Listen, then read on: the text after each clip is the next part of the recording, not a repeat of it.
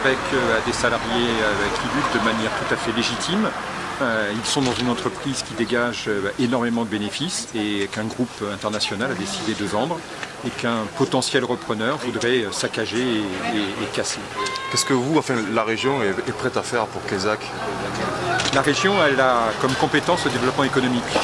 Donc déjà d'être aux côtés de celles et de ceux qui se battent, d'être aux côtés de celles et de ceux qui résistent, d'être aux côtés de celles et de ceux qui créent la richesse de notre région, c'est la première de nos missions. Ensuite, la région, elle doit contribuer à développer en partenariat avec les collectivités territoriales et j'étais évidemment heureux d'être aux côtés de la maire de Quézac, les moyens de garantir ce développement économique. C'est ça notre mission et c'est évidemment une mission tout à fait enthousiasmante. Alors vous disiez que Nestlé bénéficie du CICE, un fonds spécifique à l'aide à l'emploi. C'est une décision gouvernementale d'une aide concrète à l'emploi et on a là la concrétisation de cette aide. C'est d'un côté le groupe empoche le CICE, il décide de vendre un site qui, je le répète, est excédentaire, qui dégage un bénéfice de près d'1 million sur l'année précédente et le repreneur potentiel annonce d'ores et déjà la division du personnel par 2 et la division de la masse salariale par 4. Voilà ce que cette logique qui est chère au président du MEDEF et qui démontre bien qu'elle ne sert absolument pas l'emploi. La région donc va s'investir aux côtés des employés dans leur démarche de défense par rapport à la pétition qui va tourner notamment. Le conseiller régional que je suis est aux côtés des salariés. J'en rendrai compte évidemment à la présidente et nous verrons comment la région peut participer à cette résistance. Vous êtes toujours dans l'incertitude. Oui, on est toujours dans la même situation, c'est qu'aujourd'hui on a mandaté notre cabinet d'experts, mais qui ne nous donne toujours pas de réponses qui sont quand même positives pour la pérennité du site. Avec ces 300 000 € d'investissement pour faire 27 000 bouteilleurs, ce n'est pas possible. Donc à partir de là, pour nous on a de grosses inquiétudes à l'heure où on parle. Et apparemment ce repreneur ne serait pas seul? Alors oui, chapeau rose là-dessus, c'est qu'il y a un fonds d'investissement qui est derrière M. Lacaze, et un fonds d'investissement, comme tout le monde le sait, aujourd'hui, c'est très dangereux pour la suite des événements.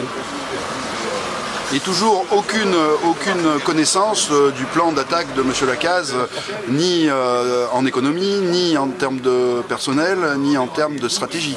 Alors la stratégie, on ne la connaît pas du tout. C'est là où on a mandaté nos experts, mais là-dessus, pour le moment, on n'a toujours rien. Alors est-ce que c'est pas un jeu avec Nestlé aussi? C'est la question qu'on se pose. Alors par contre, ce qu'on connaît, c'est qu'au niveau social, c'est la baisse du personnel, la baisse des salaires. Donc celle-là on la connaît, et celle-là, c'est clair que c'est inacceptable pour notre syndicat pour l'instant. Donc au niveau de la CGT, c'est très clair. L'usine gagne de l'argent avec 50 salariés. C'est insupportable de l'avoir passé à 30.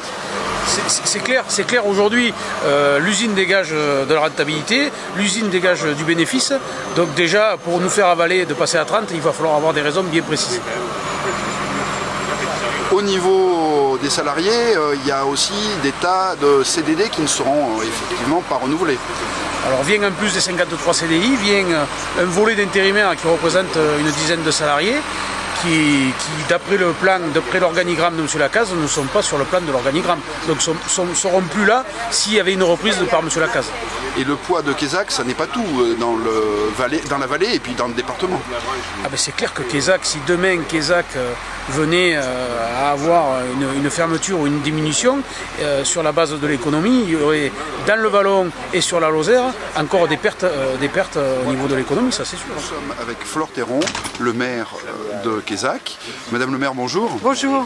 Donc c'est un maire très remonté aujourd'hui.